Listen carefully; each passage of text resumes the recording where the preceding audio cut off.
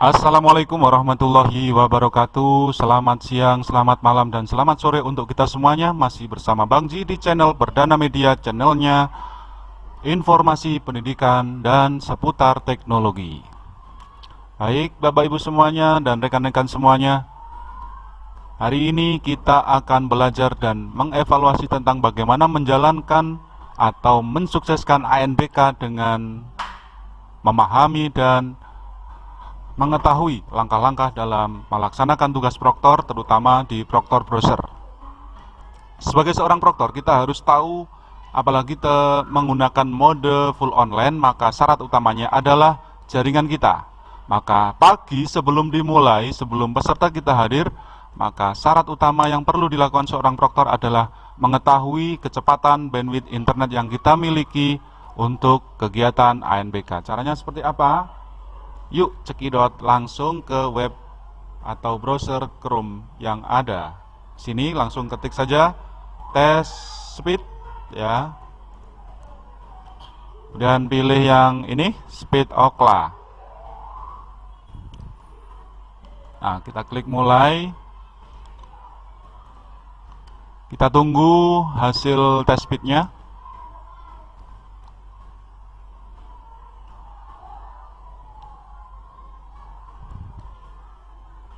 Ketika test speed ini perlu diperhatikan bahwa semua akses untuk yang menuju router segera dimatikan kecuali laptop yang digunakan untuk test speed ini. Karena apa?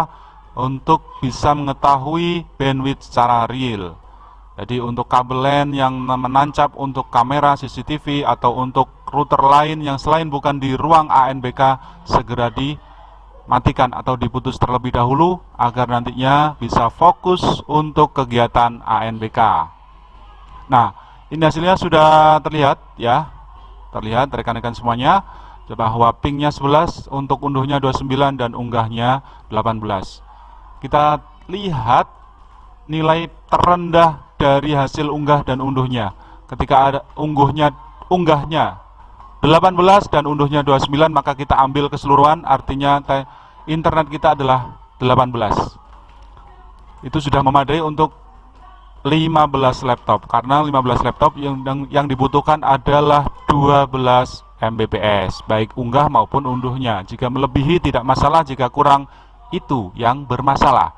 Nah, selanjutnya untuk senjata kita sebagai seorang proktor agar tidak terkena paidu pihak sana dan sini, maka ini kita screenshot yang terlihat tanggalnya, atau kita foto atau kita screenshot terlihat tanggal dan jamnya, sehingga nanti ternyata tanggal 10 bulan 11 pada pukul sekian internet kita sudah siap untuk melaksanakan ANBK.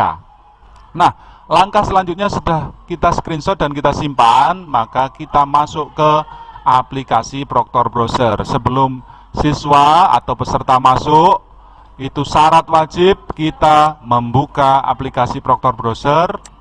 Kita buka aplikasi Proktor Browser, jadi kita unduh dulu dari web ANBK. Kita unduh dulu di sini. Saya yakin ini dilakukan H-1 atau hari-hari sebelumnya ya.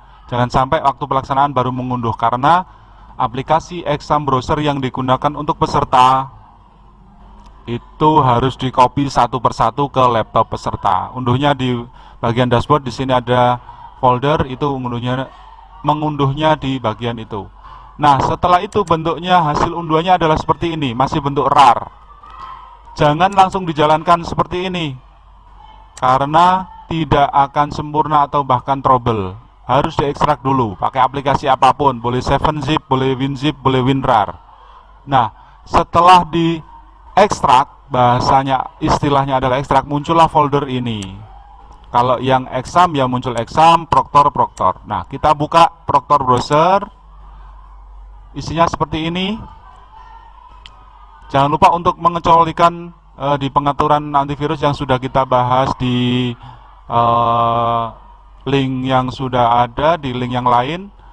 Itu bisa dipelajari bagaimana cara mengecualikan sebuah folder agar tidak dipantau oleh antivirus. Nah, setelah dibuka, ini ada logo seperti ini bertuliskan Proktor Browser. Ini kita klik 2 kali. Nah, Kita tunggu sampai konfirmasi centang hijau muncul semuanya. Ini masih mendeteksi internet. Oke, RAM ini mendeteksi CPU, kemudian RAM-nya dan juga internet connection-nya. Kalau centang hijau semua berarti sudah siap untuk dijalankan. Nah, ini tampilannya. Untuk melihat ID Proctor dan password bisa dilihat di web ANBK bagian Asesmen Nasional submenu komputer Proctor.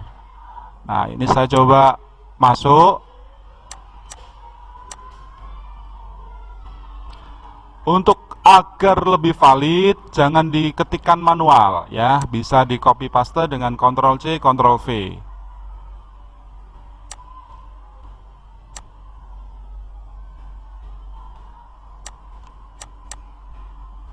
Karena kalau manual kadang salah antara 0 dengan huruf O. Oke, kita sign in. Nah, tampilan awalnya adalah seperti ini. Ini saya coba masuk di SD Negeri Kepanjen 2. Kita lihat status pesertanya. Nah, yang paling utama kita lihat di sini adalah awal masuk ke status tes. Status tes, ya, status tes di sini karena kalau sekolah teman-teman itu menjadwalkan di gelombang ini satu sesi atau 2 sesi, nanti terlihat. Kalau 2 sesi ada sesi 1, ini kelompok tes mewakili sesi. Oke. Kalau sesi 1 berarti nanti kelompoknya kelompok 1, sesi 2 kelompok 2. Ini adalah mewakili hari. Kalau H1 berarti hari pertama, literasi dan survei karakter. Sedangkan nanti jika hari kedua maka dipilih H2 belakangnya. Nah, ini kalau hari pertama, kemudian sesi pertama, maka yang perlu kita lakukan adalah rilis token. Nah, ini rilis token, kalau tidak dirilis nanti tidak akan mengetahui tokennya. Nah, setelah rilis token, masuknya ke kelompok tes.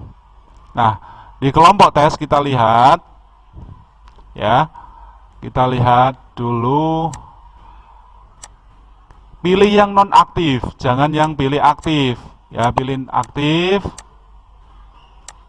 Hari pertama, kalau itu adalah hari pertama, kemudian sesi pertama kita play. Karena ini sudah diaktifkan maka kosong. Ini sebetulnya untuk mengecek apakah memang keseluruhan siswa atau peserta sudah diaktifkan semuanya. Karena syarat agar siswa bisa login itu di kelompok tes nomor peserta tersebut harus diaktifkan. Nah, kalau sudah diaktifkan maka tampilannya akan seperti ini. Kita lihat. Nah, ini artinya semua siswa kita sudah aktif. Kita cek.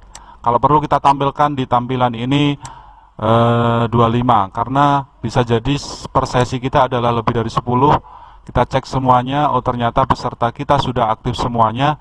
Baru Proctor menginstruksikan kepada peserta untuk bisa login.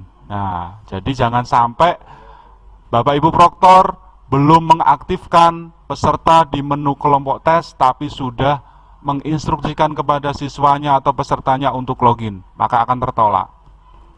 Yang berikutnya, jika kita lihat, ini adalah permasalahan-permasalahan yang sering terjadi bahwa siswa tiba-tiba logout. Nah, bagaimana kita bisa melihat mana atau ada berapa siswa yang sudah login dan mengerjakan? Kita lihat di sini, daftar login.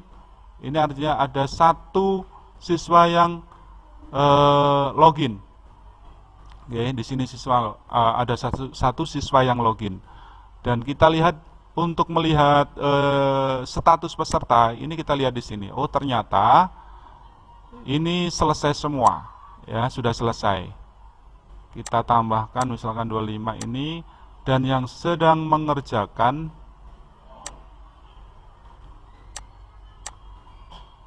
ini masih 1 anak tadi, yaitu Saladin Kalvani, ya. Nah, ini.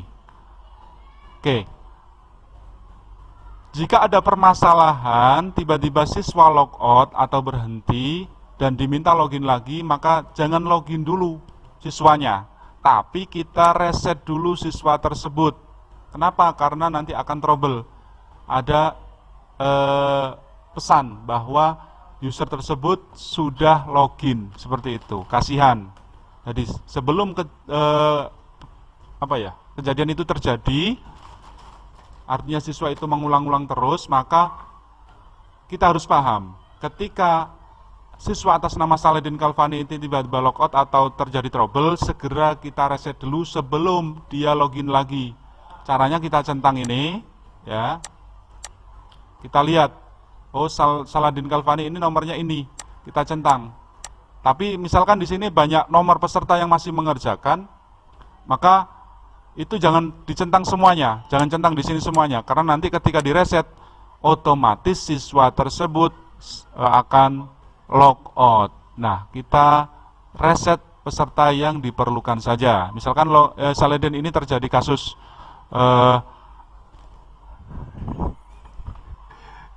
logout atau trouble, maka kita centang nomornya, kemudian kita reset.